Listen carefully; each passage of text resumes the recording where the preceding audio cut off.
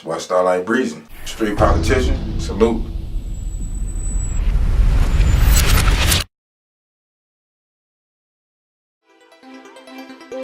I got the Bankroll record, man, that's circulating now, man. I'm working with Coalition with, you know what I'm saying? It's gonna be everywhere, I guarantee you. Number one, that record is produced by DJ Sway. You know what I'm saying? Another guy who's from my hometown. I can't even do with my own producers, man. I don't even gotta reach out to nobody. Them niggas make hit records all day. But that's the hottest record you need to be on the look for. It's available everywhere. The Certified Society is, we pretty much a one-stop shop, you know what I'm saying? You need the hottest beats, you need the dopest beats, we offer that. And that comes from my little brother, Trills, and that comes from my cousin, Davin, marketing specialist department. That you need writing, we got that, you know what I'm saying? You need hooks, we got that. You know what I'm saying? We sell it, we promote it all. We do it ourselves. Everything is in-house, a one-stop shop, independent. What's gonna keep me goddamn solid is the fact that I love that pen.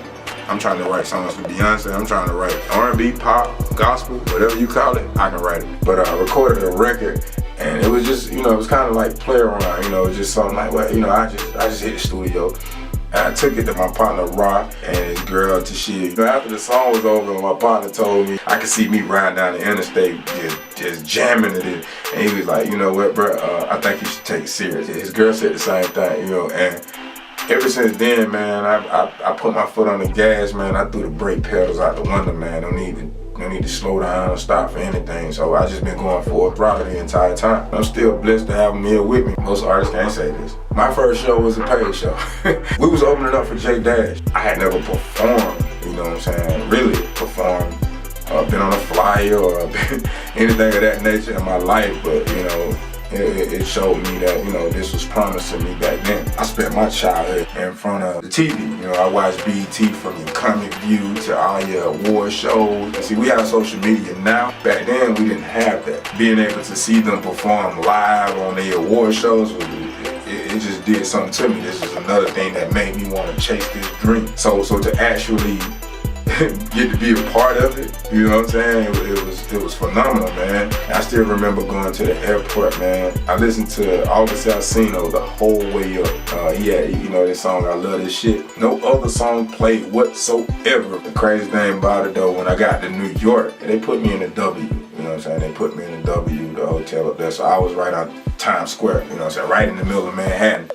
And when I hit my room, you know what I'm saying, like I say, you just looking around, man, and you like, man, I ain't even gonna lie to you, man. Once I got settled in, man, I shed tears, I cried. You know what I'm saying, because I felt like, okay, this is everything I ever dreamed of. This is everything I wanted to be. Going through Brooklyn, it just took me back to, you know what I'm saying, why I even did hip hop in the first place, man, and that was Big, man. You know, I even saw Big, you know what I'm saying, spray painted on a few buildings. And you imagine riding from the airport and you see stuff like that, man, listen, it did something to me. We actually went to the hood, went in an abandoned building, man, and shot the Cypher, man, to meet Kim and just be in Brooklyn, man. Like, that's when I met Travis Scott, that's when I met Action Bronson, that's when I met Tiffany Fox. 2 weeks later is when we went up to actually film the award show in Atlanta. Man, picture you being able to see all your favorite rappers perform one night. The highlight of the night was Bone Thugs and Harmony. Bone Thugs and Harmony is the reason I picked up the pen in the first place. That's my all-time favorite five-man group or whatever you want to call it. Back in the days when I first started writing when I was 10, man, I wrote a song, but I wrote me a rap, I wrote a verse for my other three homies, which of course they never did.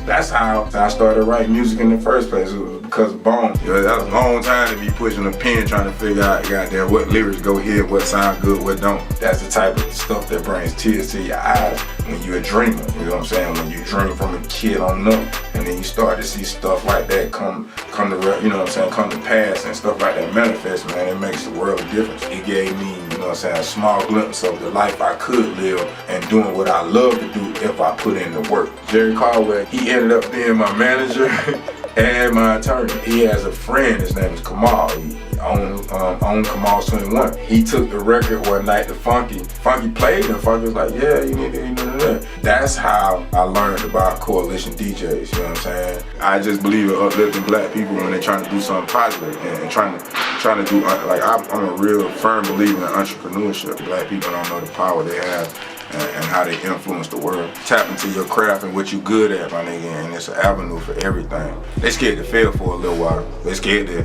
not make money for a little while. I mean, you be like, bro, that's part of the game. You know how many niggas were hustling before they seen something? Nigga, I don't have to make it today. I don't have to be successful. Y'all don't have to break a record or none of that. I'm still gonna do music, cause that's what the fuck I love to do. STARLIFE BREEZY, salute Coalition DJs, we out. The word of heaven, you know what I'm saying, come nobody overnight, you know what I'm saying, this shit take real work. And I think, if you don't believe in yourself, you ain't got nothing. No matter what nobody tells you. Fader say the best ghostwriter of Atlanta. That's words of Fader. I never said that.